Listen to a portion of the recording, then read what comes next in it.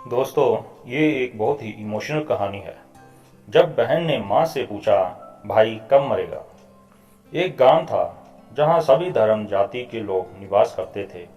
उसी गांव में एक गरीब किसान अपने परिवार के साथ रहता था।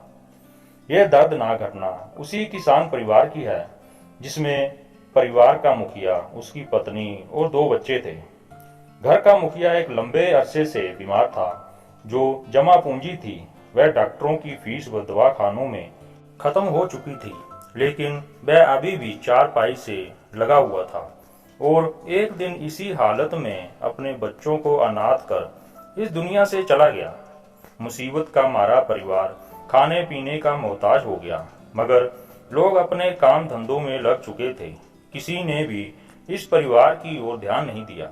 बच्चे अक्सर बाहर निकलकर सामने वाले मकान की चिमनी से निकलने वाले धुएं को आस लगाए देखते रहते। नादान बच्चे समझ रहे थे कि उनके लिए खाना तैयार हो रहा है, पर माँ तो माँ होती है। उसने घर में रोटी के कुछ सूखे टुकड़े ढूंढ निकाले। इन टुकड़ों से बच्चों को जैसे तैसे बहला फुसला कर सुला दिया। अगले दिन फिर भूख सामने खड़ी थी। घर में था ही क्या जिसे बचा जाता। फिर भी काफी देर खोज के बाद चार चीजें निकल आई, जिन्हें बेचकर शायद दो समय के भोजन की व्यवस्था हो गई। बाद में वह पैसा भी खत्म हो गया। भूख से तड़पते बच्चों का चेहरा माँ से देखा नहीं गया।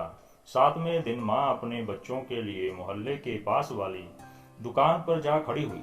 दुकानदार से महिला ने उधार कुछ राशन मांगा तो दुकानदार ने साफ इनकार कर दिया। एक तो पिता के मरने से अनाथ होने का दुख और ऊपर से लगातार भूख से तड़पने के कारण उसके 7 साल के बेटे की हिम्मत जवाब दे गई और वह बुखार से पीड़ित होकर चारपाई पर पड़ गया। बेटे के लिए दवा कहाँ से लाती, खाने तक का तो ठिकाना नहीं था। तीनों एक घर के कोने में सिमटे पड़े थे।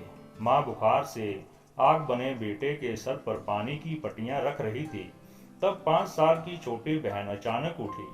माँ के कान से मुंह लगाकर बोली, माँ भाई कब मरेगा। माँ के दिल पर मानो जैसे तीर चल गया। तड़प कर उसे छाती से लिपटा लिया और पूछा, मेरी बच्ची तुम ये क्या कह रही हो।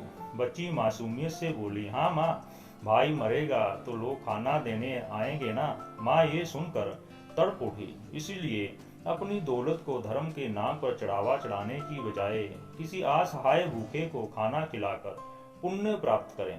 इससे सारा जहां के मालिक भी खुश होंगे और आपके मन को भी सुकून मिलेगा।